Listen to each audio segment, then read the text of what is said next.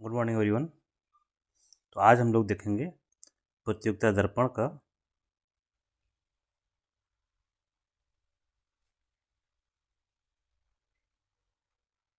कौन सा अंक है, मई। और मई का भी नेशनल हम लोग देख चुके हैं। आज हम लोग कवर करेंगे केवल अंतर्राष्ट्रीय, और अंतर्राष्ट्रीय कवर होने के बाद हम लोग नेक्स्ट मूव करेंगे आर्थिकी पर। तो ये अंतर्राष्ट्रीय हम लोग देखेंगे आज, जो भी 10-12 न्यूज़ हैं इसमें। तो बी पेशेंस, बहुत अच्छे समझ में आएगा, कोई दिक्कत नहीं है, और आपको कहीं दिक्कत भी नहीं होगी समझने में और समझाने में। तो स्टार्ट करते हैं। फर्स्ट न्यूज़ है राष्ट्रमंडल खेल को लेकर के, 24वें राष्ट्रमंडल खेल को लेकर के।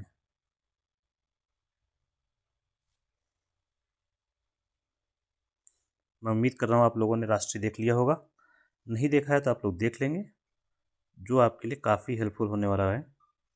तो आपका दर्पण कम्प्लीटली ख़त्म हो जाएगा।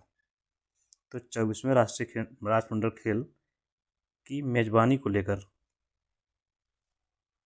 न्यूज़ है।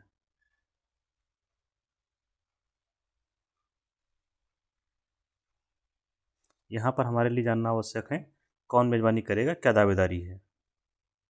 ठीक है, तो 24वें राष्ट्रमंडल खेल होने हैं 2030 में।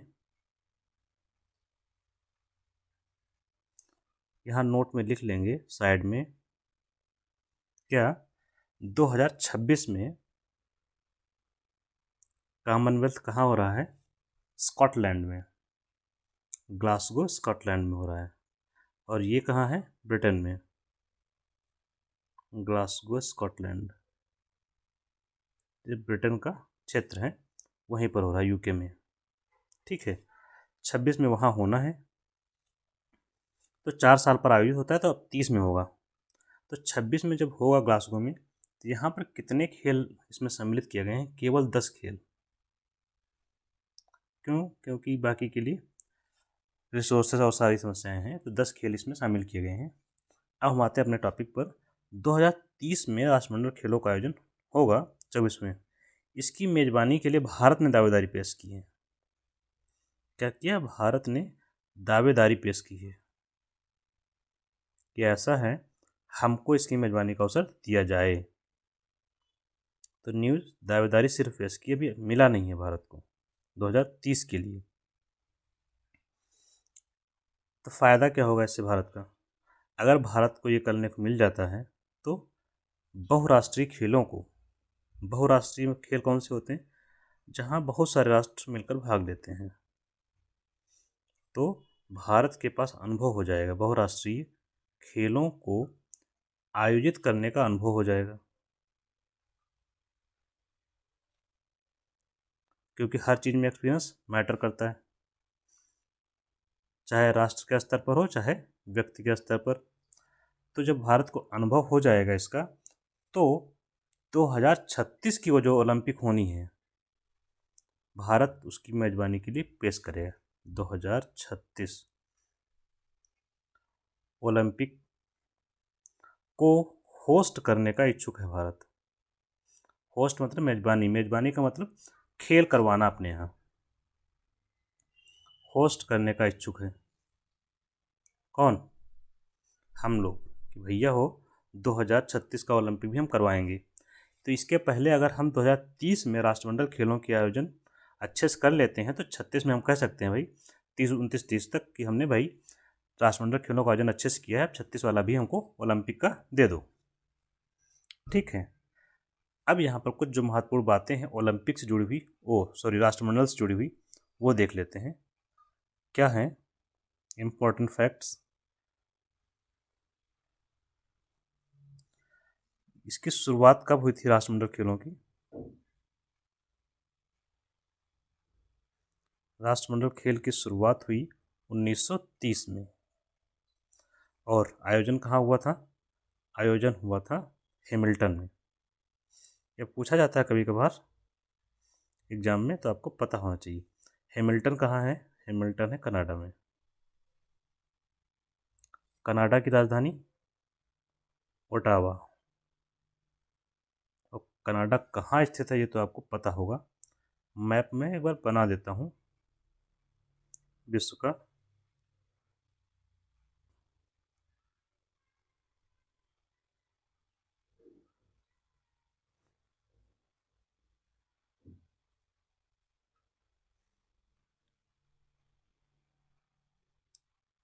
आप लोग मैप कुछ समझ गए होंगे हमने क्या बनाया है।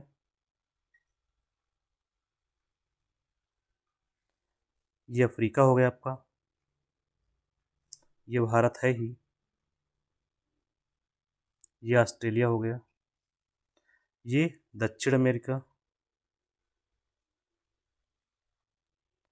ये साउथ अमेरिका, और ये नॉर्थ अमेरिका हो गया। तो ये इसकी बाउंड्री हो गई। ये वाला पोर्शन आपका कनाडा का हो गया। ये आपका अमेरिका है। एक जनरल आइडिया आपको होना चाहिए, ठीक है। तो कनाडा में की राजधानी ओटावा है। जब 1930 में आयोजन हुआ था तब इनको बोला जाता था ब्रिटिश अंपायर गेम्स। क्या बोलते थे? बोलते रहिए आप लोग, ब्रिटिश अंपायर गेम्स, क्योंकि उसमें ब्रिटिश साम्राज्य चलता था। तो ब्रिटिश साम्राज्य के खेल हिंदी में हो जाएगा। तो ये टॉपिक हमारा यहीं ख़त्म होता है। नेक्स्ट टॉपिक पर बढ़ते हैं। नेक्स्ट टॉपिक क्या है? गोल्ड कार्ड योजना। यूएसए की गोल्ड कार्ड योजना।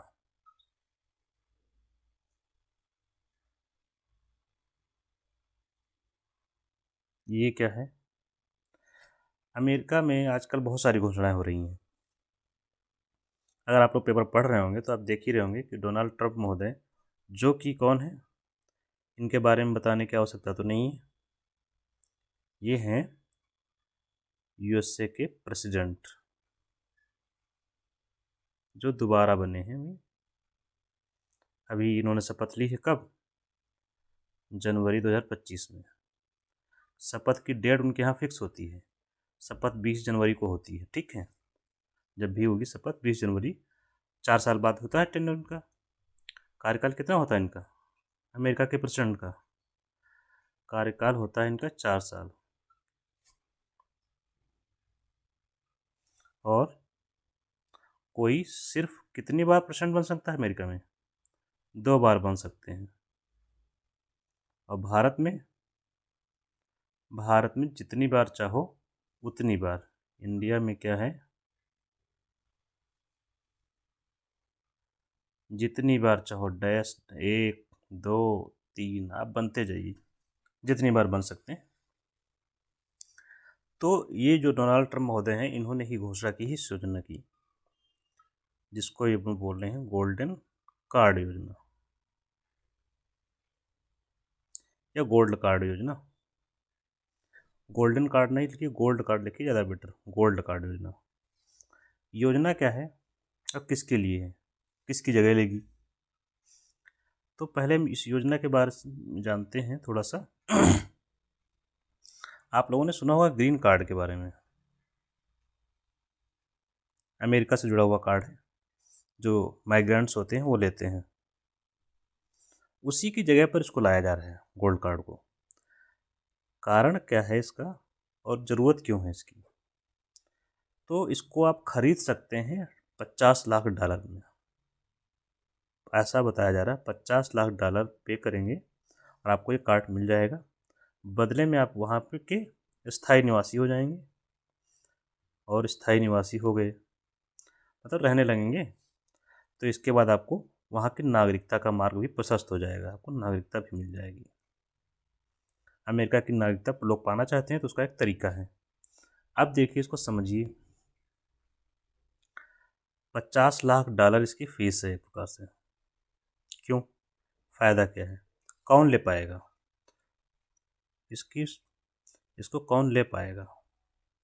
इस कार्ड को खरीद पाएगा जो अमीर होगा, जो अमीर हो। 50 लाख डॉलर बहुत हुए। अगर 50 लाख डॉलर, इसमें रेट क्या चल रहा है? 80 90 चल रहा है। आप 80 से गुणा कर लीजिए 50 लाख को, तो पता चल जाएगा कितना पैसा देना पड़ेगा। तो जो अमीर हो वही इसका पैसा पेमेंट कर पाएगा। अमीर होगा तो क्या होगा, वो पूंजीपति होगा, उसके पास पूंजी बहुत होगी। और जब वो पूंजीपति होगा तो वो क्या करेगा, अमेरिका में जब जाएगा, नागरिकता लेगा, वहाँ रहेगा, तो वो अपनी पूंजी का निवेश करेगा। पूंजी का मतलब होता है पैसा जो आपके पास रखा है। निवेश करेगा, उद्योग खोलेगा, कंपनी चलाएगा। ठीक है। जब ऐसा कुछ होगा तब क्या होगा, तब क्या होगा, इसको काम करवाना तो पड़ेगा। यहाँ पे काम करवाएगा तो रोजगार जन्म लेगा, और रोजगार सृजन होगा तो अमेरिका में बेरोजगारी क्या होगी, कम होगी। बेरोजगारी कम होगी, प्लस जीडीपी बढ़ेगा अमेरिका का, अमेरिका मजबूत होगा। और इसके अलावा जो फ़ायदा होगा सरकार को, एक उद्देश्य जो, वो सरकार को टैक्स भी पड़ेगा ना। भाई उत्पादन करेगा कुछ, इसकी आय होगी उद्योग को। जब कुछ आय होगी उद्योग को, तो उद्योग उस आय पर टैक्स चुकाएगा। और टैक्स किसको मिलेगा, अमेरिकी सरकार को। तो बहुत सारे लाभ इसको, इस योजना से दिखाई पड़ रहे हैं। इस वजह से इस योजना को लाया गया है। तो आप लोग ये सब लिंक है, लिंक करके समझ लेंगे तो आपको, चाहे प्री दे रहे हैं मेंस दे रहे हैं पीसेस में, तो लिख सकते हैं आराम से। कोर में पैसा है, उसी को आगे लिंक किया गया है। ठीक है। पीटी पर्सपेक्टिव से आपको याद रखना है, गोल्ड कार्ड योजना कहाँ से है, अमेरिका से। निवेश 50 लाख करना है, नागरिकता मिल जाएगी आपको वहाँ की। ठीक।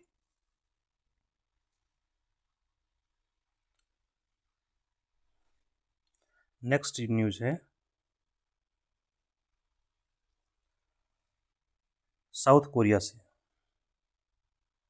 बहुत अच्छी न्यूज़ है, आपको पता होना चाहिए, एग्जाम में भी पूछा जा सकता है।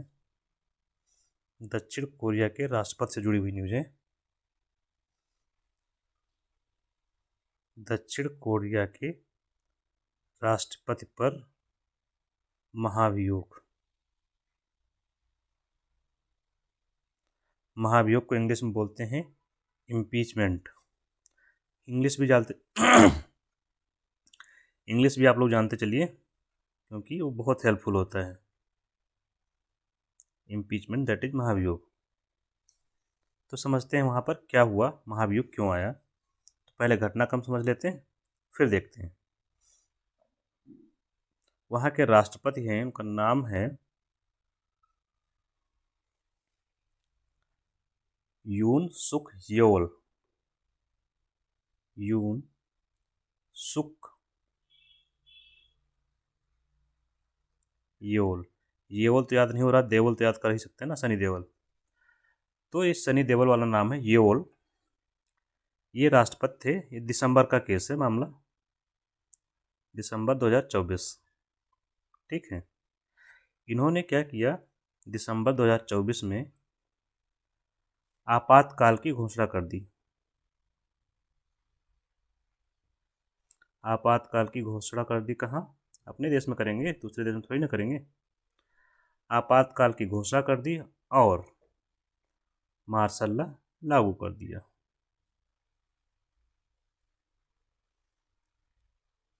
ठीक। ये बात वहाँ की संसद को अच्छी नहीं लगी। ये बात आपातकाल और ये बात वहाँ की जो संसद है अच्छी नहीं लगी। ठीक। अब अच्छी नहीं लगी तो संसद ने क्या किया, महाभियोग प्रस्ताव पास कर दिया। महाभियोग प्रस्ताव पारित। महाभियोग प्रस्ताव पारित। महाभियोग प्रस्ताव क्या होता है, राष्ट्रपति को हटाने का प्रस्ताव पारित हो गया। पहली बार तो नहीं हुआ, लेकिन दोबारा जब संसद ने 2 दिन के बाद पारित रखा प्रस्ताव संसद में, तो पारित हो गया। कारण, जिस पार्टी की ये थे राष्ट्रपति महोदय, उस पार्टी ने भी समर्थन कर दिया। मतलब इनकी पार्टी में क्या हो गई, दरार उत्पन्न हो गई। जिस पार्टी के ये थे उस पार्टी ने भी महाभियोग प्रस्ताव का समर्थन कर दिया, और समर्थन जब कर दिया तो ये पद से हट गए। पद से हट तो गए, इनकी गिरफ्तारी को लेकर बड़ा वो जो है बवाल हुआ। इनकी सिक्योरिटी फोर्सेस ने, वहाँ की जो लॉ इन्फोर्समेंट एजेंसीज थी, उन्होंने गिरफ्तार नहीं करने दिया उनको। फिर बाद में गिरफ्तारी हुई। फिर इनके यहाँ मामला चलता है सुप्रीम कोर्ट में। इसके बाद मामला चलता है सुप्रीम कोर्ट में कि ये इन्होंने जो लगाया था आपातकाल, वो ठीक था या नहीं था। सुप्रीम कोर्ट ने इसकी जांच की और सुप्रीम कोर्ट ने इनको दोषी पाया। दोषी पाई, अभी निर्णय आया है अप्रैल में, एक हफ्ते पहले, ठीक है। और निर्णय के 60 दिन के भीतर चुनाव करवाना होता है। तो ये भाई साहब दोषी पाए गए, 60 दिन में चुनाव करवाने हैं, तो जून में पहुंच जाएंगे। जून के फर्स्ट वीक में वहाँ चुनाव होना है, जून 2025 में। तो ये इनकी स्टोरी है। आपके लिए यहाँ पूरी कहानी में ज़रूरी बातें क्या हैं कि अभी हाल ही में कौन से देश के राष्ट्रपति पर महाभियोग प्रस्ताव पारित किया गया। तो आपको बताना, साउथ कोरिया के राष्ट्रपति पर। पहली बात, नाम पूछ सकते हैं तो देवल करके याद कर सकते हैं, सनी देवल, सुख देवल, जो आप लगा सकते हैं। तो ये इसमें से आपको पीटी पर्सपेक्टिव से ये इम्पोर्टेंट है। अगर आप भारत के संदर्भ में भी कभी जानना आपको आवश्यक हो जाता है, तो भारत के संदर्भ में क्या है, भारत में भी राष्ट्रपति हैं। तो जब भारत में राष्ट्रपति है तो इनको क्या होता है, पद से हटा सकते हैं, पद मुक्त कर सकते हैं। प्रक्रिया क्या है, महाभियोग, ठीक है। ये कौन से अनुच्छेद में वर्णित है महाभियोग की प्रक्रिया, अनुच्छेद 61 में है। महाभियोग की प्रक्रिया है यहाँ पर, क्या है, प्रक्रिया। और इस प्रक्रिया के तहत क्या होता है, जो प्रस्ताव होगा, हटाने का प्रस्ताव, हटाने का प्रस्ताव, इसको कहाँ रख सकते हैं, संसद के किस सदन में रखना है, संसद के 2 सदन होते हैं, एलएस और आरएस, लोकसभा, राज्यसभा। तो चाहे आप प्रस्ताव को लोकसभा में रखिए, चाहे राज्यसभा में रखो।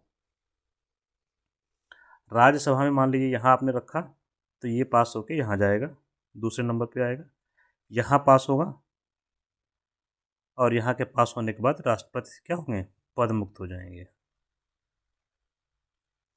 मान लीजिए आपने पहले लोकसभा में रखा प्रस्ताव, तब राज्यसभा में जाएगा, राज्यसभा ने पारित कर दिया, तब पद मुक्त हो जाएंगे। कोई डाउट नहीं। पारित किस बहुमत से करेंगे, आपको यहाँ ये याद रखना है। बहुमत होगा, विशेष बहुमत से पारित करना होगा। तो आपको लिखना है विशेष बहुमत से पारित करना होगा दोनों सदनों को। यहाँ एक बात स्पष्ट कर दूं, एब्सोल्यूट मेजॉरिटी 2/3 बहुमत होता है, 2/3 बहुमत, विशेष बहुमत। और कुल सदस्य संख्या का, कुल सदस्य संख्या का 2/3 बहुमत से पारित करेंगे, राष्ट्रपति महोदय हट जाएंगे। अपने यहाँ का प्रोसेस ये है, ठीक। नेक्स्ट चलते हैं। अगला न्यूज़ क्या है हमारा, अगला न्यूज़ है डेनमार्क से जुड़ा हुआ। डेनमार्क, इसके पोस्ट ऑफिस से जुड़ा हुआ न्यूज़ है। पोस्ट ऑफिस आप लोग जानते होंगे, क्या काम होता है पोस्ट ऑफिस का। पोस्ट ऑफिस काम करता है डाक वितरण का, और सामान अगर आता है तो पार्सल वितरण भी हो जाता है। तो इस क्रम में डाकिया का काम होता है, डाक वितरण जो काम करता है डाकिया उसको बोलते हैं हम लोग। तो ये डेनमार्क में ये जो पोस्ट ऑफिस की सर्विस है 400 वर्षों से चल रही थी। अब क्या कर रहे हैं, इसको इसको ख़त्म किया जा रहा है, बंद हो जाएगी। कब से, 2025 के दिसंबर में, मतलब इसी वर्ष दिसंबर से ये ख़त्म हो जाएगा। वहाँ का पोस्ट ऑफिस बंद कर दिया जाएगा। कारण, कारण यही है कि आजकल चिट्ठी पत्री कोई भेजता ही नहीं है। चिट्ठी पत्री का काम हो गया बंद। क्यों क्यों बंद हो गया है? क्योंकि डिजिटल एरा आ गया है। डिजिटल एरा मतलब आप लोग इस समय जो देख रहे हैं वीडियो, वो भी ऑनलाइन देख रहे हैं। आपको किसी को सूचना भेजनी होती है तो आप चिट्ठी भेजते हैं? नहीं, आप व्हाट्सअप कर देते हैं। तो चिट्ठी आप क्यों भेजेंगे? किसी को मैसेज करना है, व्हाट्सअप से कर दिया। व्हाट्सअप नहीं करना है तो टेलीग्राम कर दिया आपने। टेलीग्राम नहीं करना है तो आपने मैसेज कर दिया। तो आपके पास बहुत सारे विकल्प हैं, फेसबुक है, ये वो। तो अब चिट्ठी कोई भेजता ही नहीं है, सब संदेश ऑनलाइन हो गए हैं डिजिटल माध्यम से। तो क्या होगा? पोस्ट ऑफिस रिलेवेंट इररिलेवेंट हो गया है, इसलिए वो बंद किया जा रहा है। भारत में भी धीरे धीरे जैसे जैसे आगे बढ़ेगा तो ये समस्या आएगी ही आएगी। तो यहाँ पर आपसे क्वेश्चन पूछ सकते हैं कि अभी हाल ही में किस देश में पोस्ट ऑफिस को बंद करने की घोषणा की गई है? तो आपको बताना है डेनमार्क। डेनमार्क की राजधानी आपको पता है कोपेनहेगन। इसकी राजधानी क्या होगी? कोपेनहेगन।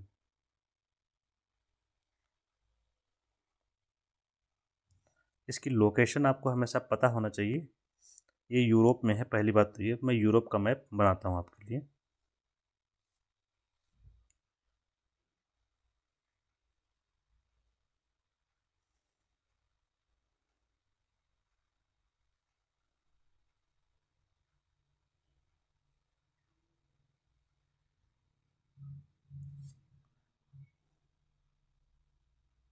ये आपका ब्रिटेन हो गया। ये नॉर्वे स्वीडन का हिस्सा है। ठीक है, इधर रसिया हो गया।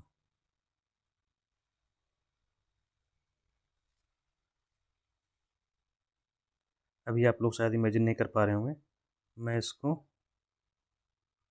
ऐसे कर देता हूँ। ये आपका हो गया भूमध्य सागर।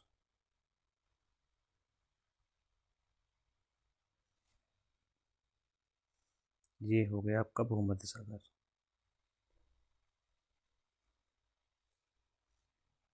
ठीक है, ये भूमध्य सागर का प्रवेश द्वार। कौन सी जल संधि यहाँ पर है? जिब्राल्टर। ठीक है, तो ये आपका जो डेनमार्क है वो यहाँ पर पड़ता है। ठीक है, मेन मतलब हमें डेनमार्क से था, तो यहीं पर डेनमार्क है, ऊपर, यूके से ऊपर।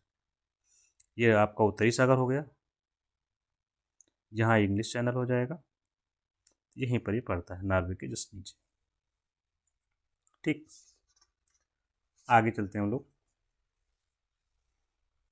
नेक्स्ट न्यूज है हमारे पास दर्पण की। अमेरिका की एक निजी कंपनी है, क्या नाम है उसका? फायरफ्लाई। ठीक है, उसके संदर्भ में तो यूएसए की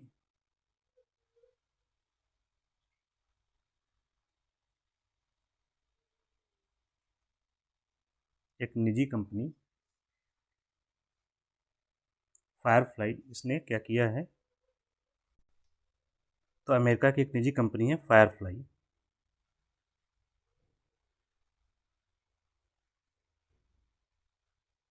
फायरफ्लाई, इससे जुड़ी हुई न्यूज़ है। क्या न्यूज़ क्या है? इसने अपना एक लैंडर चंद्रमा पर उतारा है। निजी कंपनी ने उतारा है, हमारे लिए खास बात ये है। क्या किया है? इसका जो लैंडर है चंद्रमा की सतह पर उतरा। लैंडर चंद्रमा की सतह पर उतारा है।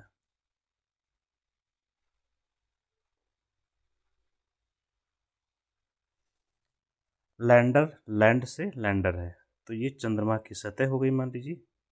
तो ये इसने यहाँ पर अपने ये मशीन जिसमें पहिया लगे होंगे वो उतारा है। ठीक है,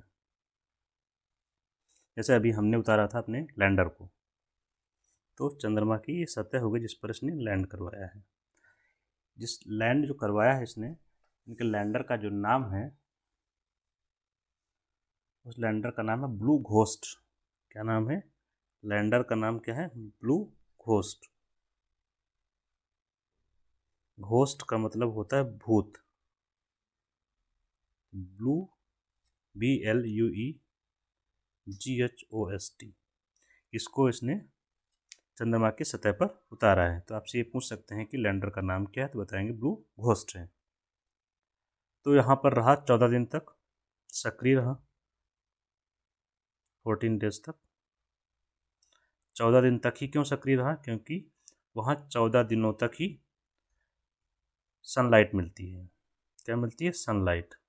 और ये जो लैंडर जाते हैं सूर्य का प्रकाश, इन पर क्या लगा होता है?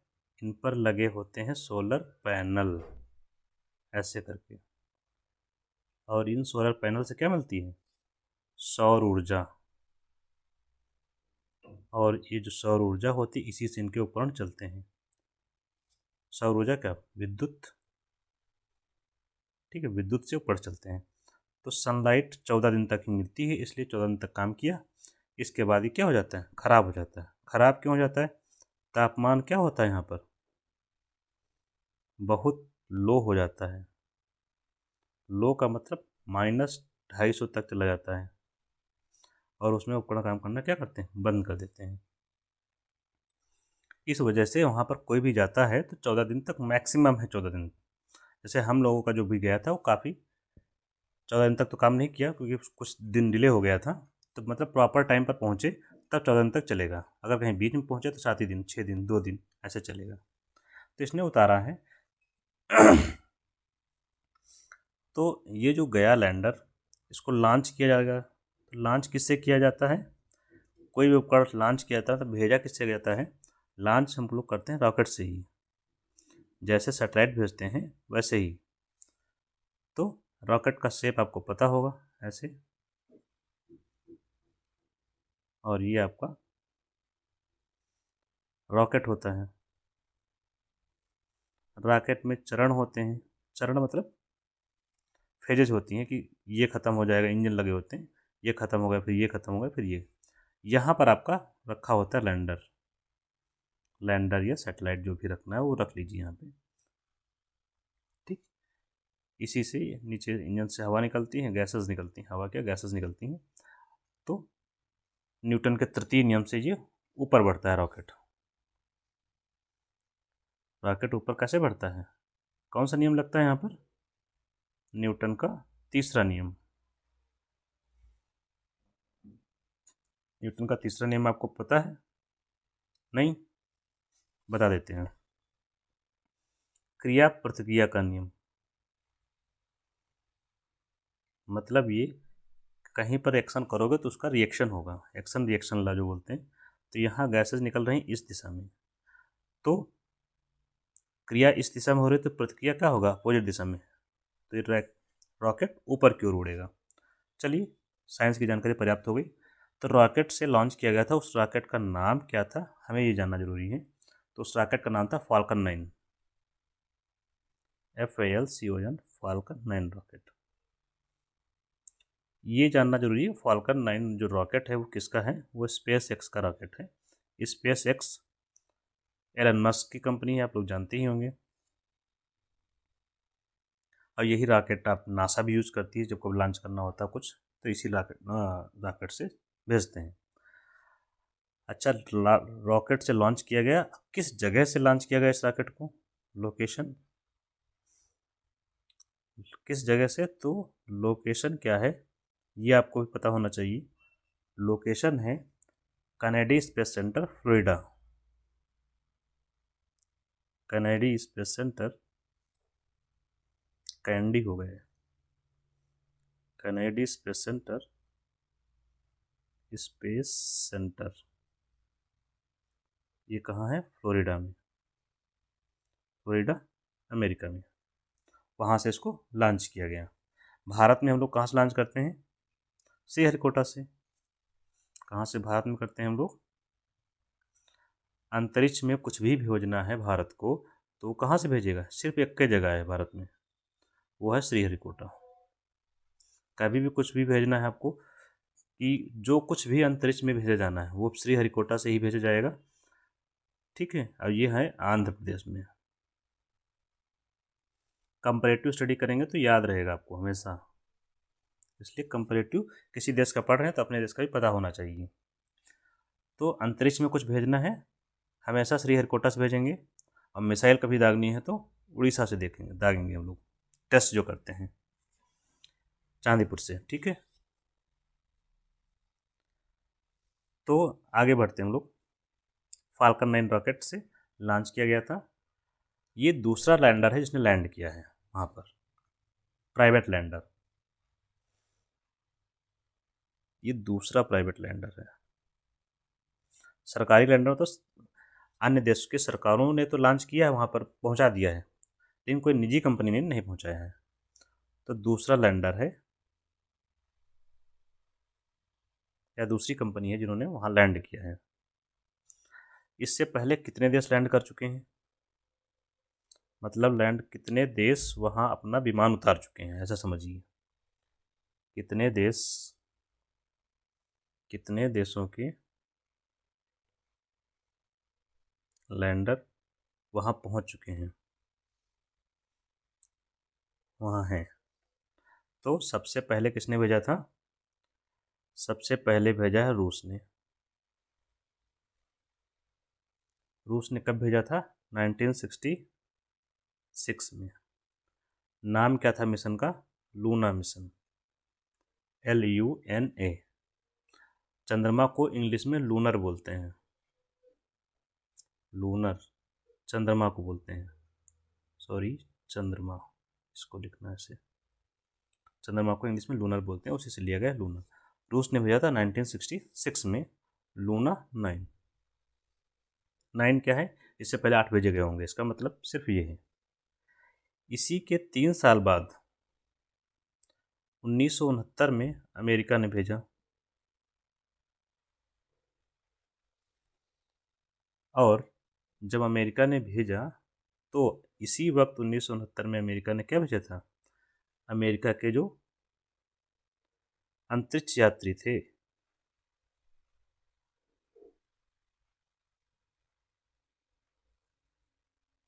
गए थे, इसी वक्त गए थे 1961 में, 69 में। तो इसी में जो अपोलो गया था उसी में ये लोग थे, और जो अंतरिक्ष यात्री थे 2 लोग, क्या नाम था उनका? नील आर्मस्ट्रांग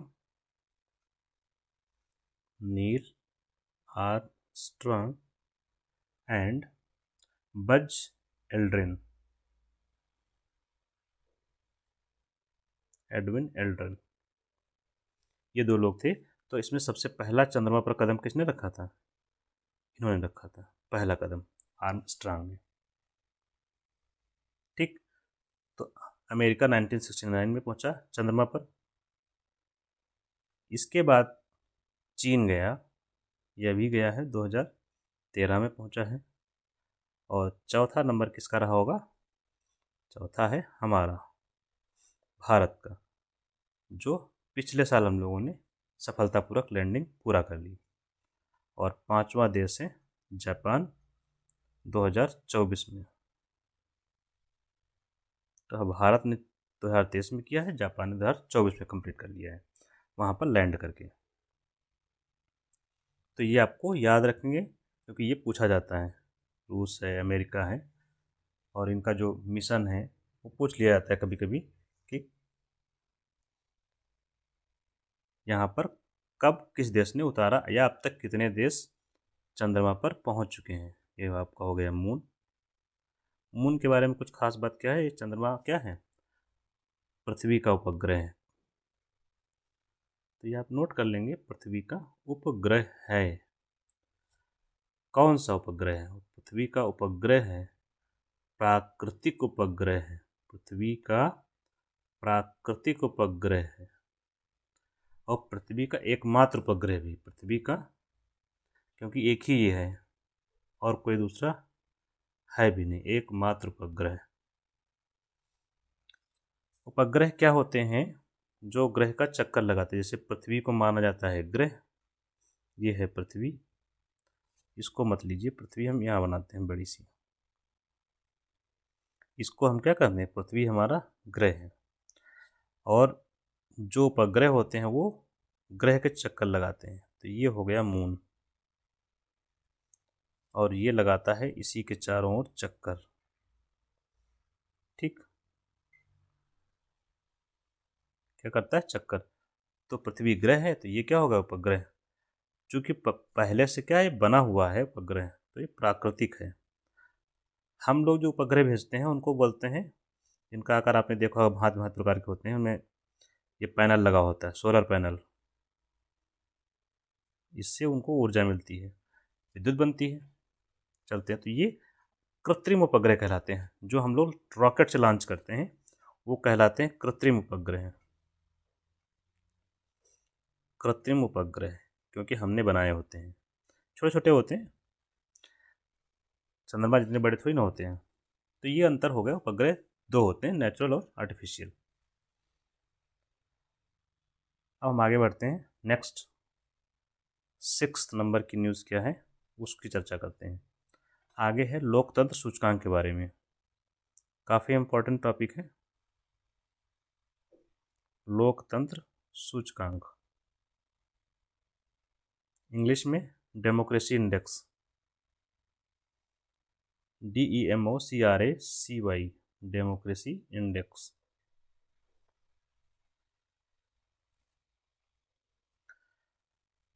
तो डेमोक्रेसी इंडेक्स के बारे में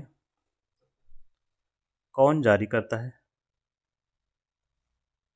मतलब इशूअर कौन है या पब्लिशर कौन है, कौन पब्लिक करता है? इशूअर का नाम है EIU, फुल फॉर्म है economic intelligence unit. Economic intelligence unit ये संस्था है जो जारी करती है।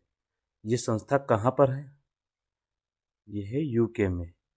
यूके का मतलब लंदन, ब्रिटेन मान लीजिए, यूनाइटेड किंगडम, ब्रिटेन में है ये संस्था। ठीक है।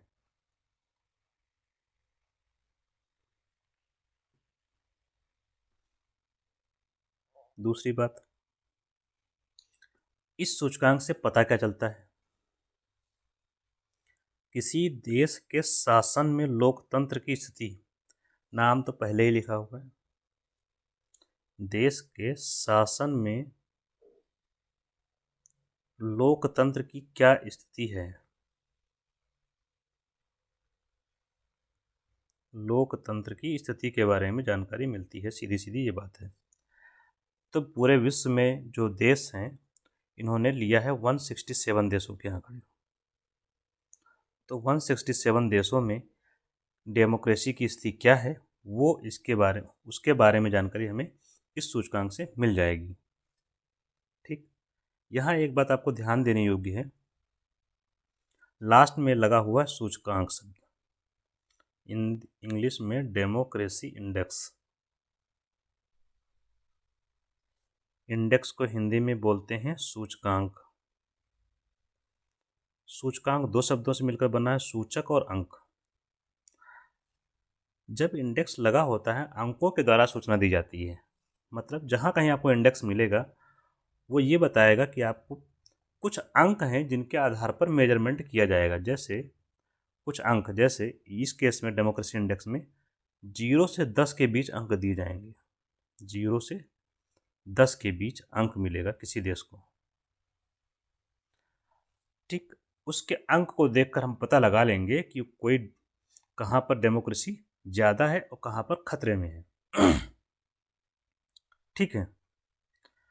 तो किसी देश का जो सूचकांक है वो ये बताएगा कि वहाँ पर स्थिति कैसी है लोकतंत्र की।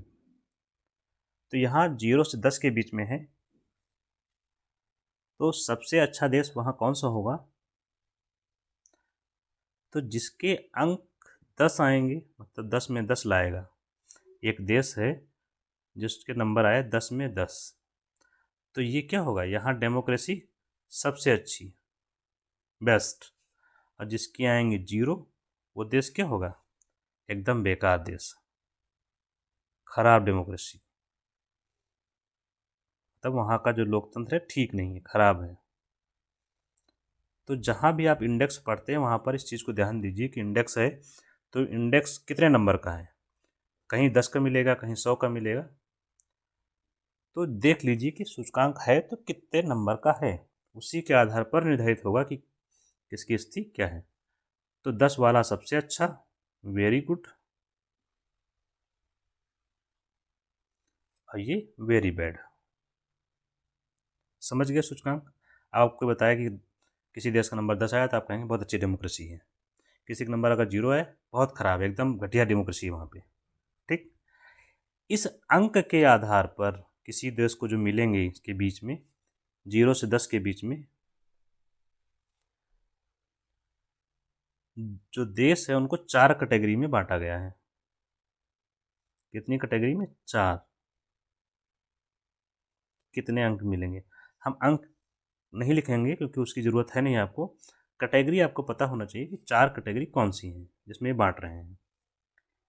एक है फुल डेमोक्रेसी, पूर्ण लोकतंत्र है जहाँ पर। दूसरी कैटेगरी है फ्लॉड, FLA, फ्लॉड डेमोक्रेसी, दोषपूर्ण लोकतंत्र।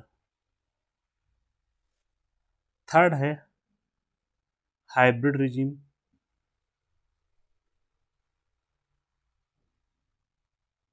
और फोर्थ है अथॉरिटेरियन रिजीम। अथॉरिटेरियन रिजीम, ठीक, ये 4 कैटेगरी हैं। भारत को यहाँ पर कहाँ रखा गया है? भारत है फ्लैट डेमोक्रेसी में, फुल डेमोक्रेसी की स्थिति भारत में नहीं है, भारत इसमें है फ्लैट डेमोक्रेसी में। और भारत का जो स्कोर कितना है, 0 से 10 जो मिलता है इसको क्या बोलेंगे? स्कोर। भारत का स्कोर कितना है? 7.29 का स्कोर है और फ्लैट डेमोक्रेसी कैटेगरी में आता है। और भारत की रैंक कितनी है जो हमें याद रखनी है? भारत की यहाँ पर रैंक है 41, 41वां राज्य है भारत। 41वें नंबर पर है भारत। हमें रैंक याद रखनी है, स्कोर तो पूछा नहीं जाता, अगर पूछा गया तो फ्लैट डेमोक्रेसी एक ग्रुप पूछ लिया जाएगा यूपीएससी वगैरह में। यहाँ पर एक और जानकारी अगर याद रखने की ज़रूरत नहीं है, सिर्फ for information only. Full democracy में कितने देश कैटेगरी, इस कैटेगरी में कितने देश शामिल हुए हैं, मतलब ये कैटेगरी कितने देशों को मिली है? तो ये मिली है 25 देशों को, 25 देश इसमें शामिल हैं। फ्लॉड डेमोक्रेसी में 46 देश शामिल हुए हैं। कितने देश हैं फ्लॉड वाले में? 46। हाइब्रिड रिजीम, इसमें 36 देश शामिल हैं। हाइब्रिड रिजीम में 36 देश शामिल हैं। और अथॉरिटेरियन रिजीम में शामिल हैं 60 देश। काउंटिंग याद रखने की जरूरत नहीं है, मैं सिर्फ जनरली दे दी हूँ कि है क्या स्थिति। मतलब ये अधिकांश देशों की स्थिति बहुत खराब है, विश्व के आधे देश खराब स्थिति में है। ठीक है, अब ये भारत के रैंक आपने याद कर ली 41। बाकी जो देशों के रैंक है वो हम देखते हैं कितनी है। तो शीर्ष राष्ट्र इसमें जो शीर्ष रैंकिंग मिली है वो किसको मिली है, मतलब जहाँ सबसे अच्छी शीर्ष राष्ट्र बेस्ट रैंकिंग वाले, मतलब 10 आउट ऑफ 10। तो पहला नंबर मिला यहाँ पर नॉर्वे को, दूसरा नंबर मिला है न्यूजीलैंड को,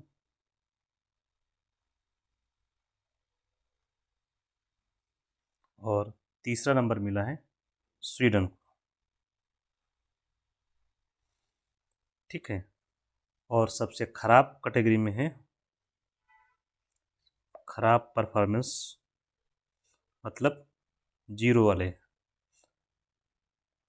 तो 0 वाली कैटेगरी में सबसे नीचे से नंबर लगता है, पहला नंबर है अफगानिस्तान।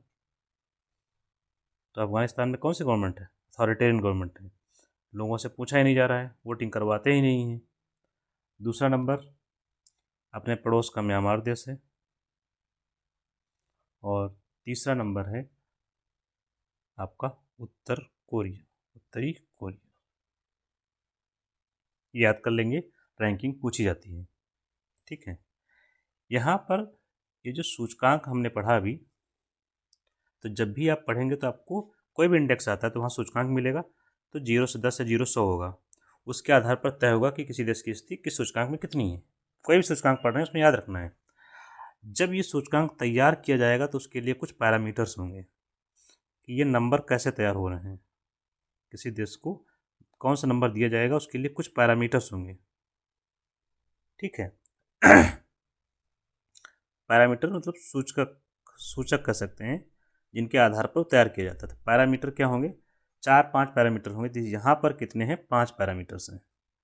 तो मैं लिख दे रहा हूँ एक एक। 5 पैरामीटर कौन से हैं, चुनावी प्रक्रिया,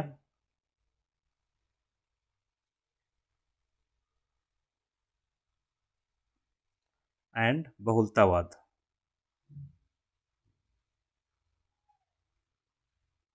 ठीक, दूसरा है पॉलिटिकल पार्टिसिपेशन, राजनैतिक भागीदारी।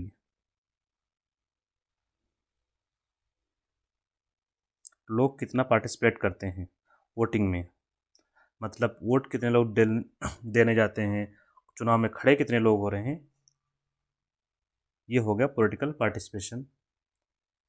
तीसरा है civil liberty.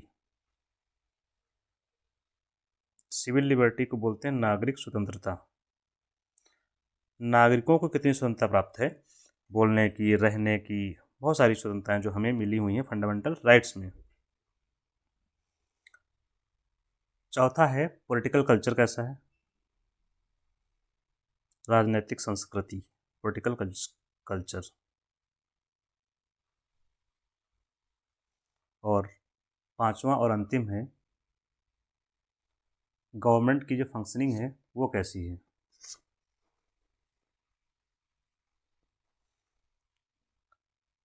Functioning of government, इसको हिंदी में मैं नहीं लिख रहा हूँ, फंक्शनिंग ऑफ गवर्नमेंट, सरकार की कार्यशैली कैसी है, काम कैसे करती है। ठीक है, तो ये 5 पैरामीटर हैं। तो यहाँ से आपने जो सीखा, इंडेक्स क्या होता है, इंडेक्स जब भी होगा तो उसके अंक होंगे, अंक निर्धारित करने के क्रम में कुछ पैरामीटर्स होंगे जो आपको पता होना चाहिए, जैसे कि ह्यूमन डेवलपमेंट इंडेक्स में होता है, उसके पैरामीटर्स होते हैं, 3 पैरामीटर्स हैं, और जो अंक होंगे उसके आधार पर रैंकिंग दी जाती है। तो हमें इस तरह से इसको देखना होता है। आगे बढ़ते हैं हम लोग डेमोक्रेसी इंडेक्स के। नेक्स्ट है वर्ल्ड हैप्पीनेस इंडेक्स आया हुआ है। अगला कौन सा है, world happiness index, WORLD, world happiness index. देखिए फिर इंडेक्स आ गया, तो यहाँ पर फिर क्या होगा, सेम प्रोसीजर हमें याद रखना है, विश्व प्रसन्नता सूचकांक। अब इसमें नाम में ही लिखा हुआ प्रसन्नता, तो मतलब विश्व में कौन सा देश ज़्यादा खुशहाल है उसके बारे में ये जानकारी सूचकांक देगा। ठीक है, कौन से देश में खुशहाली ज़्यादा है, तो नाम से ही पता चल गया क्या जानकारी ये देगा। हमें पता करना क्या है, इसका जारीकर्ता कौन है, तो जारीकर्ता कौन है, UN sustainable development solution network, संयुक्त राष्ट्र संघ की एजेंसी है ये। फुल फॉर्म UN का आप लोग जानते हैं, United Nations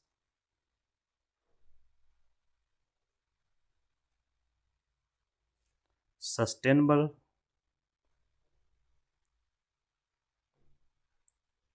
development. Hope so आप लोग समझ पा रहे होंगे, जो भी समझ पा रहे हैं उसी हिसाब से आप लोग कमेंट करते रहेंगे तो समझ में आता रहेगा मुझे भी कि आप लोग कहाँ तक समझ पा रहे हैं। कहीं नहीं समझ पा रहे हैं तो बताएंगे, तो हम लोग नेक्स्ट में उस चीज़ को कंसिडर करेंगे। United Nations sustainable development, next बचा S solution, N for network.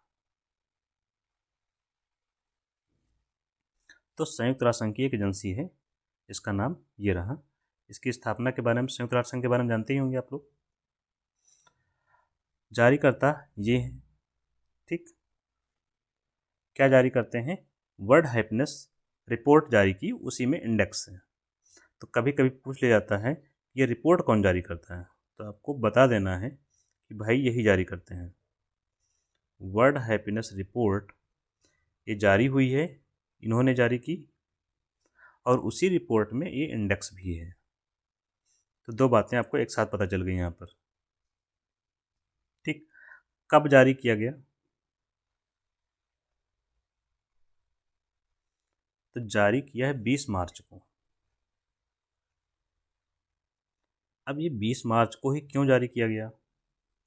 इसी दिन मनाते हैं विश्व हैप्पीनेस दिवस, विश्व वर्ल्ड हैप्पीनेस, विश्व खुशहाली दिवस मनाया जाता है, इसीलिए इसी दिन जारी किया गया। इस दिन एक और दिवस मनाते हैं, वो कौन सा है आप लोग बताएंगे? इसी दिन मनाते हैं विश्व गौरैया दिवस, जो पूछा जाता है, विश्व गौरैया, विश्व गौरैया दिवस, वर्ल्ड स्पैरो डे, ठीक है। तो 20 मार्च को इन्होंने ये रिपोर्ट जारी की। अब देखिए, चूंकि ये इंडेक्स है, क्या है? सूचकांक है, तो पुराना वाला प्रिंसिपल लागू करेंगे। सूचकांक है, कितने अंकों का है? 0 से 10 नंबर दिए जाएंगे देशों को। तो जिसका इंडेक्स ज़्यादा, जिसका नंबर ज़्यादा, वो ज़्यादा खुश। मतलब ये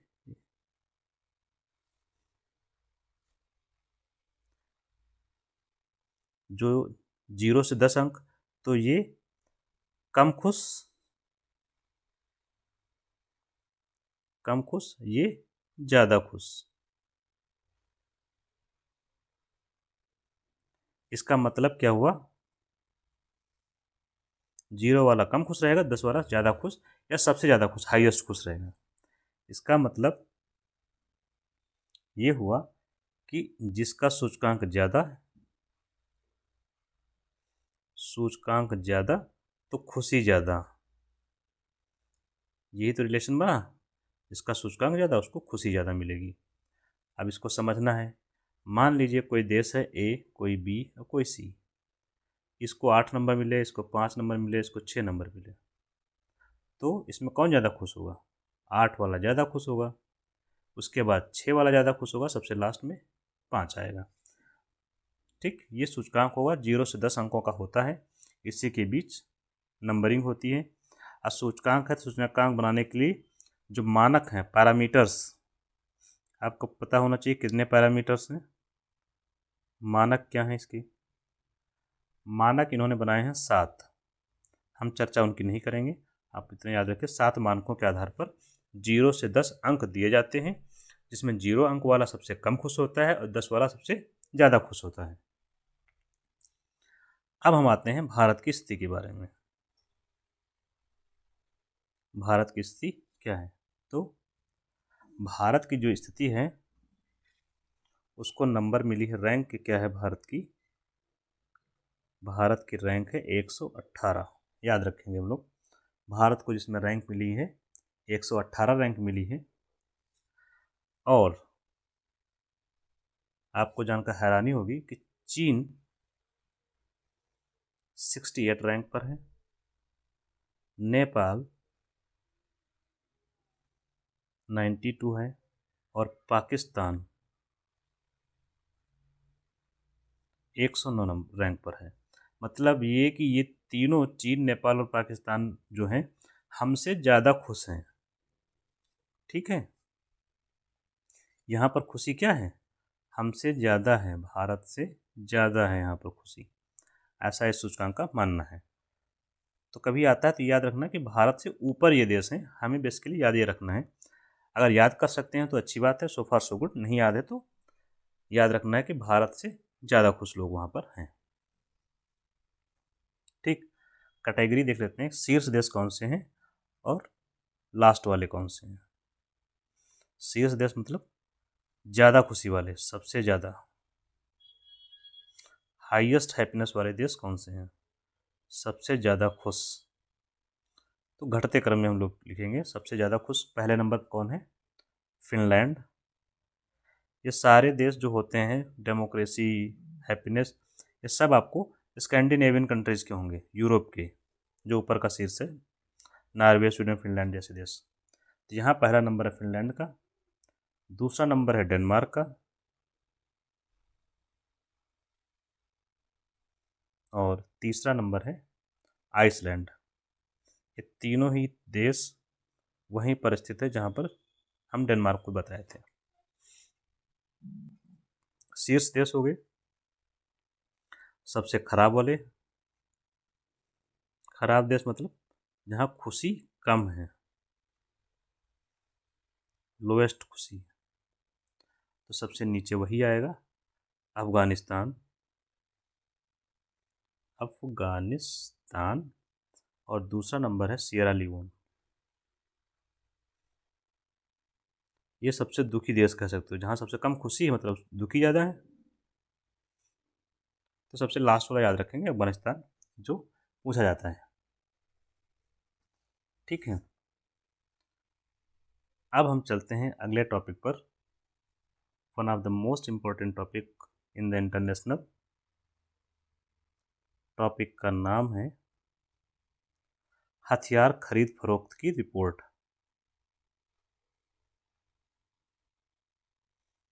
हथियार खरीद की रिपोर्ट।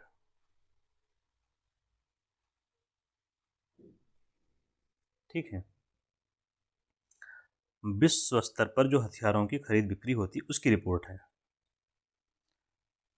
तो ये रिपोर्ट हथियारों की खरीद फरोख्त या क्रय विक्रय की जो रिपोर्ट है वो जारी कौन करता है?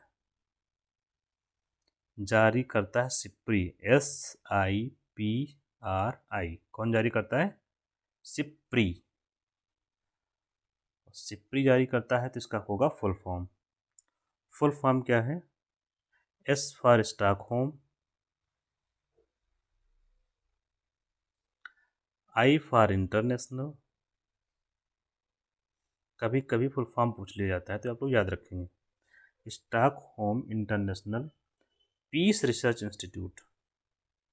कौन सा रिसर्च करते हैं? पीस, शांति।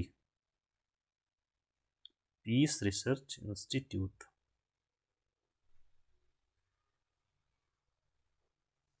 ठीक, ये इसका हो गया फुल फॉर्म, जो वैश्विक स्तर पर हथियारों के क्रय विक्रय संबंधी रिपोर्ट, वार्षिक रिपोर्ट जारी करता है।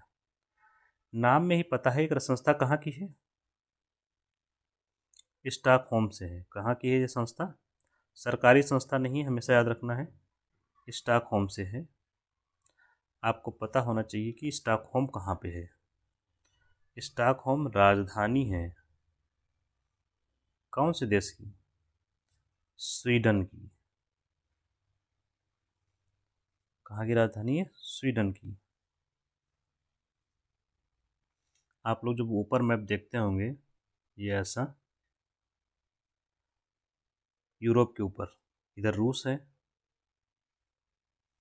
तो ये पोर्शन जो होता है नॉर्वे का हो गया। यहीं पर आपका ये स्वीडन वाला देश आता है, ये है स्वीडन का, यहाँ पे आता है। ठीक है, ये नीचे हमने यूरोप बनाया है। ये आपका उत्तरी सागर है, ये बाल्टिक सागर है, ये उत्तरी सागर होगा यहाँ पर, और इधर यहाँ पर आपका ब्रिटेन वगैरह होगा। तो आप लोग इसमें समझ गए होंगे लगभग। ये डेनमार्क होगा, यहाँ पर आपका कुछ बनेगा तो ऐसे डेनमार्क आएगा। ठीक है, तो जारी कौन करता है? सिप्री, हथियारों खरीद बिक्री की रिपोर्ट। जो इसने जारी की है, कौन सी रिपोर्ट जारी की, कौन सी पीरियड की रिपोर्ट है? तो 2020 से 24 की रिपोर्ट आई है। 2020 से 24 की रिपोर्ट है। इस पीरियड में किसने कितना खरीदा, कितना बेचा, इसकी रिपोर्ट है। ठीक, तो शुरू करते हैं 2020 से 24 के बीच में किसने कितना खरीदा और किसने किसको कितना बेचा। तो पहली सूची बनाते हैं, पहला पॉइंट बनाते हैं, शीर्ष आयातक देशों का देश। शीर्ष आयातक।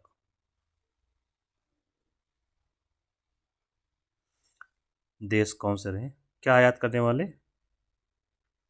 हथियार। शीर्ष आयातक देश किसके? हथियारों के।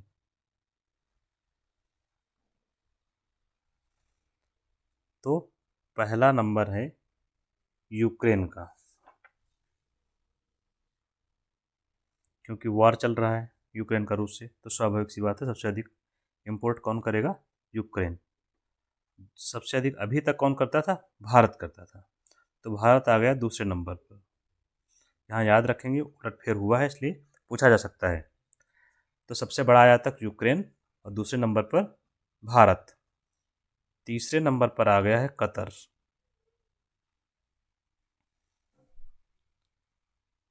तो 3 याद रखने हैं, हम 5 लिख रहे हैं, उसका रीजन है पाकिस्तान कहाँ पर है। चौथा सबसे बड़ा आयातक है सऊदी अरब, 5वां नंबर है पाकिस्तान का। तो सबसे अधिक हथियारों का आयात ये लोग करते हैं। ठीक है, सबसे पहला यूक्रेन, दूसरा भारत। अब दूसरी लिस्ट बनाते हैं शीर्ष निर्यातक।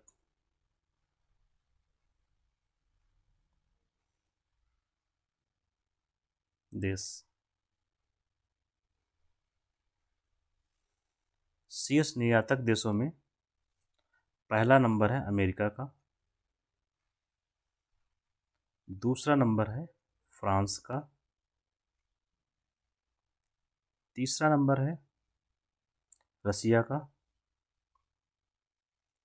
चौथा नंबर है चीन का, पांचवा लिख ही देते हैं जर्मनी। आप लोग 4 देश कम से कम याद रखेंगे, 3 या 4। निर्यातक का मतलब ये होगा, जैसे ये अमेरिका है मान लीजिए, तो इसने यहाँ से अपने देश से हथियार भेजे, ये हो गया निर्यातक। किसी को भी भेजे हों, कितने हथियार भेजे? सबसे ज़्यादा हथियार अमेरिका ने भेजे। मान लीजिए इसने 100 बिलियन का भेजा हो, तो फ्रांस ने 80 का भेजा है, ऐसा करके है। ठीक है, तो ये वाले कौन से देश हैं सूची बने आयातक वाले में? तो मान लीजिए कि हम ये भारत का ही मैप बना लेते हैं हम लोग। ठीक है, तो हमने कितने रुपए का बाहर से सामान मंगवाया, हथियार मंगवाए। अब चाहे जहाँ से मंगवाए हों, चाहे रूस से हमने लिया हो हथियार, चाहे अमेरिका से लिए हों, चाहे इजराइल से लिए हों, तो कितने देश हमने कितना सामान मंगवाया हमने हथियारों का, वो इसकी सूची, ये सूची है। अब हम आगे चलते हैं। क्या? अब इस रिपोर्ट को और बाइफरकेट करते हैं। हमने देखा यूक्रेन ने सबसे अधिक सामान मंगवाया, ठीक, सबसे अधिक सामान मंगवाया, लेकिन सबसे अधिक सामान कहाँ से आया इनके पास? सबसे अधिक सामान कहाँ से?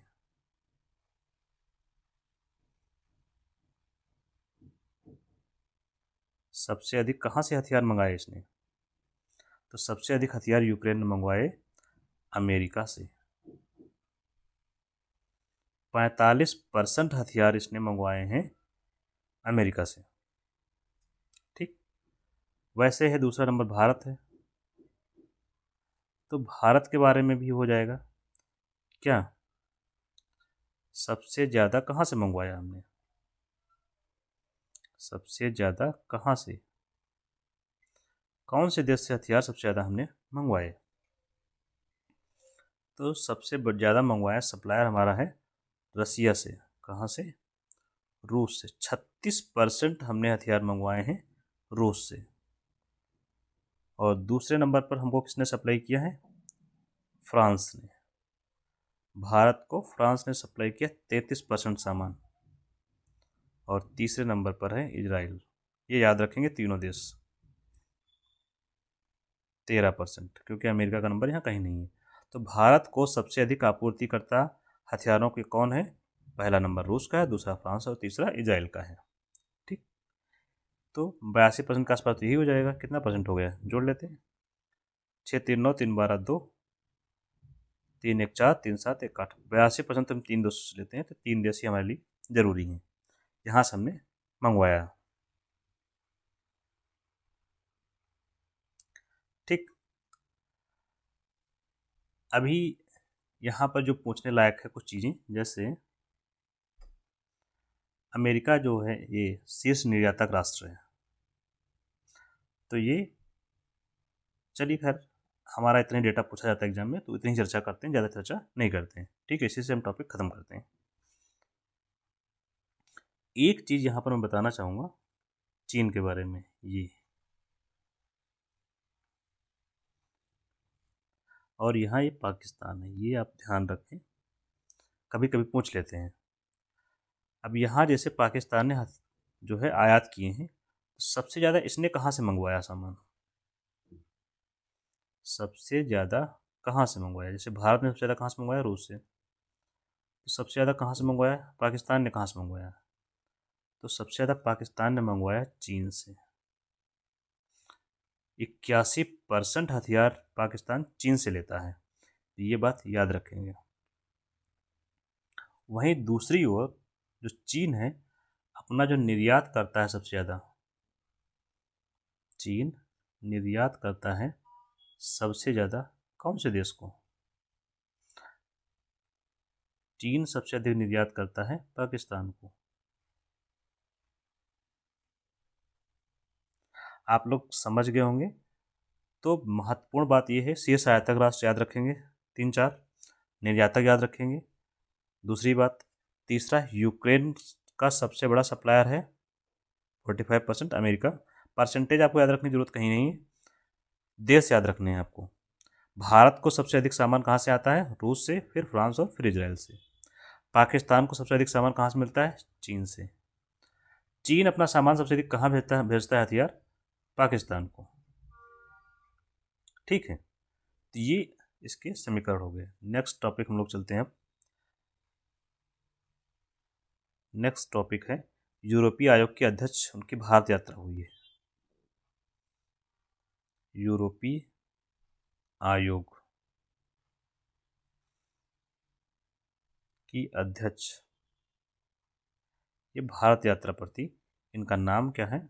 इनके अध्यक्ष की भारत यात्रा।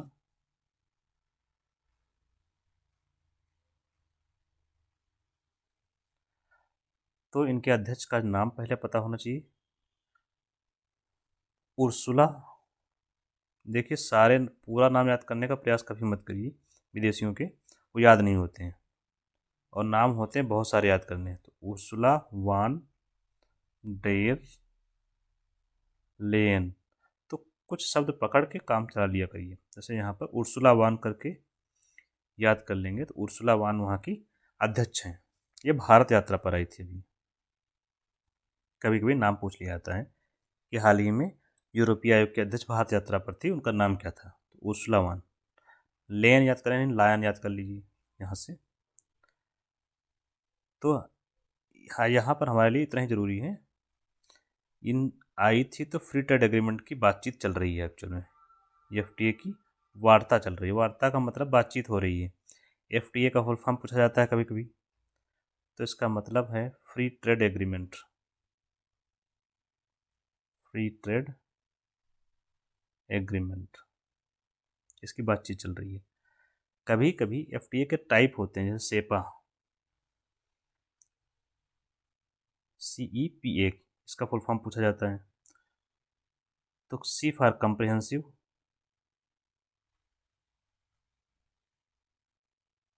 ई for economic, P for partnership, और ए फॉर एग्रीमेंट। AGR पूरा लिख दे रहा हूँ, AGREEMENT, एग्रीमेंट। ये प्रकार है इसका एफटीए का। और यहाँ पर जब ये आई तो वार्ता एक और हुई, उसका नाम है, एक बात हुई IMEC, ये पूछा जाता है आजकल, बहुत चर्चा में रहता है, तो आपको फुल फॉर्म पता होना चाहिए केवल, बस उसी से आपका काम हो जाएगा। ये G20 के दौरान चर्चा में आया था, अभी जब भारत में G20 की बैठक हुई तब। ये कॉरिडोर है जो बनाया जाना है, कॉरिडोर मतलब रास्ता, full form I for India, M for Middle east,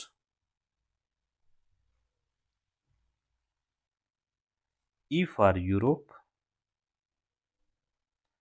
C for corridor कर लीजिए।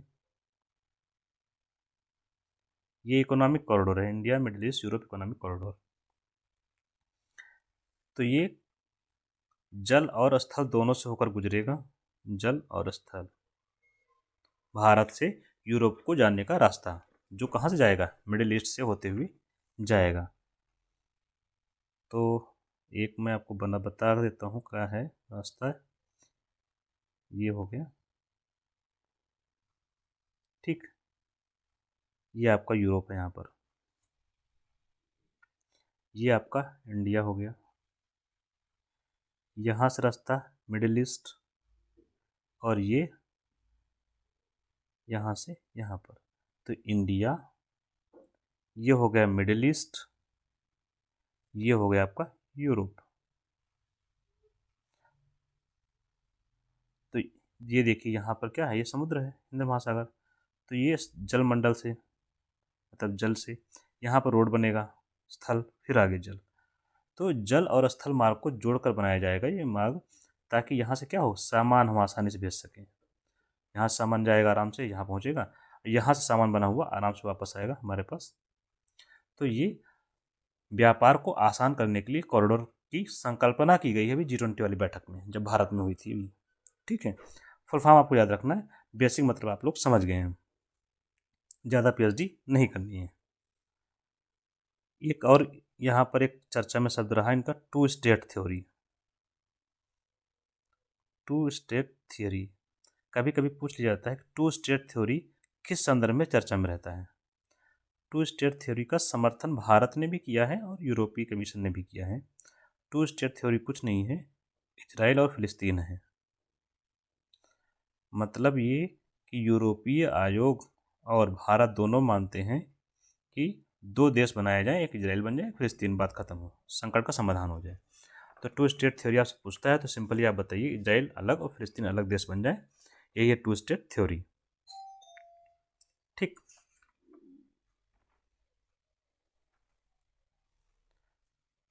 नेक्स्ट है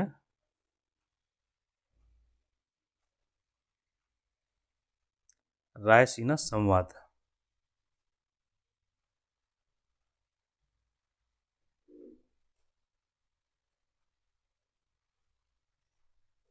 न्यूज़ में 2025, इसके बारे में क्या है, ये आयोजन कहाँ हुआ, तो हुआ कहाँ, दिल्ली में।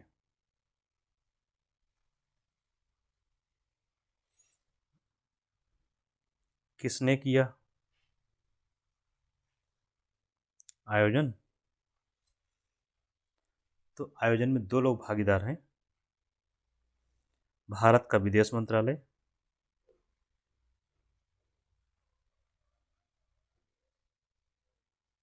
और एक संगठन है ऑब्जर्वर रिसर्च फाउंडेशन। ऑब्जर्वर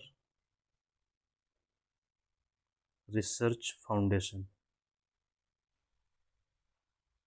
दोनों ने संयुक्त रूप से इसका आयोजन किया। कब से हो रहा है, 2016 से हो रहा है आयोजन। सम्मेलन बहुउद्देशीय होता है, मतलब कई उद्देश्यों को ध्यान में रखकर इसका आयोजन किया जाता है। क्यों, क्योंकि इसमें बहुत डाइवर्सिफाइड ग्रुप से लोग आते हैं, जैसे ब्यूरोक्रेट्स, पॉलिटिशियंस, बिजनेसमैन, मिनिस्टर्स, सब इसमें शामिल होते हैं, या भूतपूर्व प्रधानमंत्री, राष्ट्रपति, सब शामिल होते हैं इसमें। इस बार जो था उसके मुख्य अतिथि कौन थे, इस बार के मुख्य अतिथि कौन थे, तो मुख्य अतिथि थे क्रिस्टोफर लक्सन। क्रिस्टोफर लक्सन, ये भाई साहब कौन है, ये हैं प्राइम मिनिस्टर, कहाँ के, पीएम हैं, कहाँ के? न्यूजीलैंड। ये भारत की यात्रा पर आए थे, उसी समय इसका आयोजन हुआ, तो उसी में मुख्य अतिथि भी रहे। तो आपके पीटी पर्सपेक्टिव में इतना ही पूछा जाता है, तो इतनी ही चर्चा हम लोग करेंगे। नेक्स्ट न्यूज है सुनीता विलियम्स को लेकर के।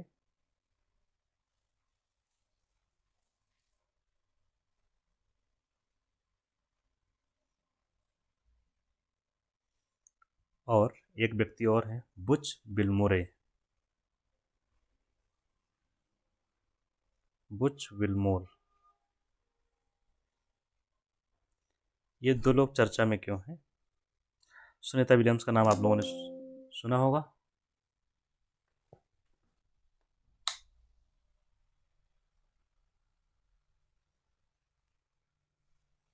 सुनीता विलियम्स का नाम आप लोगों ने सुना होगा। ये दोनों लोग इंटरनेशनल स्पेस स्टेशन से वापस आए हैं। कहाँ से? ISS से वापस आए हैं। ठीक, अभी वापस आए हैं, इसलिए चर्चा में है। बात यह है कि गए थे 2 हफ्ते के लिए, गए 2 हफ्ते करें 1 वीक के लिए गए थे, और फंसे रह गए पूरा लगभग 286 दिन। गए थे 1 वीक के लिए, लेकिन वापसी उनकी नहीं हो पाई, और लगभग 286 दिन फंसे रहे वहीं पर। फंसे रहे मतलब रहना पड़ा वहीं पर।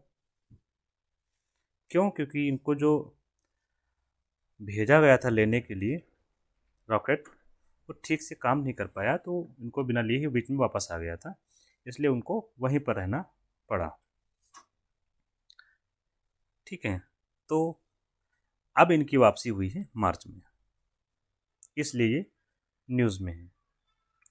जो लौटे हैं ये लोग अभी, तो इनका जो वो यान था वापसी का, वो फ्लोरिडा की खाड़ी में उतरा। कहाँ? फ्लोरिडा की खाड़ी में। फ्लोरिडा की, जिसमें रहते हैं उसको क्रू बोलते हैं ना, पूरा जो रॉकेट था इनका। तो ये जो उतरा है उसका नाम है क्रू 9। क्रू 9 से उतरे लोग। उतरे का मतलब एक पूरा ये बना होता है, उसी के अंदर ये लोग रहते हैं। ठीक है, जो फाल्कन 9 रॉकेट से भेजा गया था, क्रू 9 से इसमें ये लोग बैठे हुए थे, यहीं उतरे। तो इस लैंडिंग कहाँ हुई? ज़मीन पर नहीं हुई है, जल में हुई है। जल कौन सा? फ्लोरिडा की खाड़ी में। ठीक, यहाँ पर एक बात, जैसे कि रॉकेट बाद बार बार चर्चा में आते हैं, तो रॉकेट के नाम आप लोग याद रखेंगे। जैसे चीन का रॉकेट कौन सा है? लॉन्ग मार्च। भारत का PSLV, GSLV, PSLV, ASLV, GSLV आदि। ठीक है, नेक्स्ट है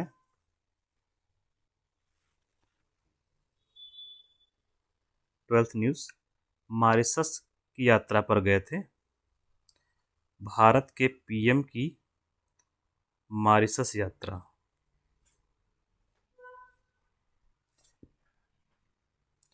PM की मॉरिशस यात्रा, हमारे PM की, प्रधानमंत्री नरेंद्र मोदी की मॉरिशस की यात्रा पर गए थे। मॉरिशस की राजधानी क्या है? Port Louis. तो वहीं राजधानी ही जाएंगे, पोर्ट लुइस गए थे। वहाँ पर इनको सर्वोच्च नागरिक सम्मान दिया गया, सर्वोच्च नागरिक सम्मान से नवाजा गया। जैसे भारत का सर्वोच्च नागरिक सम्मान क्या है? भारत रत्न। वैसे वहाँ का जो होगा उससे इनको नवाजा गया। ये पहले भारतीय हैं ये पुरस्कार प्राप्त करने वाले। तो घुमा फिरा के कुछ भी पूछ सकते हैं कि पहले भारतीय कौन है जिन्होंने मॉरिशस का नागरिक सम्मान मिला है। ठीक। एक और न्यूज़ क्या थी, वहाँ पर एक तालाब है, उसका नाम है गंगा तालाब। हो सकता है पूछ ली गंगा तालाब कहाँ है, तो मोदी जी वहीं पर गए थे गंगा जल लेकर भारत से, तो उसी तालाब में उन्होंने वहाँ पर डाला। इसलिए आपको गंगा तालाब हो सकता है पूछ रहे, तो आपको पता हो कि मॉरिशस में है। ठीक। अब लास्ट न्यूज़ है हमारी दर्पण से, न्यूजीलैंड के पीएम की भारत यात्रा। न्यूजीलैंड के प्रधानमंत्री की भारत यात्रा, तो इनके बारे में कुछ खास बात हुई नहीं वहाँ पर चर्चा। तो इनका नाम क्या है न्यूजीलैंड के प्रधानमंत्री का? क्रिस्टोफर लक्सन, जो अभी हम बता रहे थे कि रासीना डायलॉग में क्या थे,